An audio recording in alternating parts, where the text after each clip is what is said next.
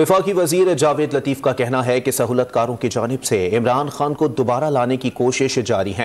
Press conference में उन्होंने सवाल किया कि इंतशार पसंद शख्स से किस बुनियाद पर मुज़ाकरात हो रहे हैं। उन्होंने कहा कि नवाज शरीफ के बगैर इंतखाबात हुए तो नताइज कोई तस्लीम नहीं करेगा। आज तक उसकी सहूलतकारी उसको दोबारा लाने के लिए हो रही है।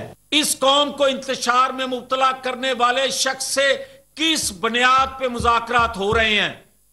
किसी की ख्वाहिश पे, किसी के दबाव में अगर इस इंतशार पसंद, इस दहशतगर्द टोले से मुज़ाकरात होंगे तो फिर आप पाकिस्तान के दिफा पर कंप्रोमाइज करोगे, पाकिस्तान की तरक्की पर कंप्रोमाइज करोगे।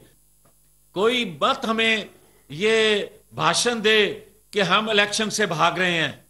और भाई, हमें तो 3 दफा इलेक्शन से बाहर रखा, हम उस वक्त ना भागे जब हमारी क़यादत को नाहल किया गया। आप नवाज शरीफ को इंतखाबी अमल से बाहर रखकर आप 2023 के इलेक्शन करवाओगे तो कौन मानेगा?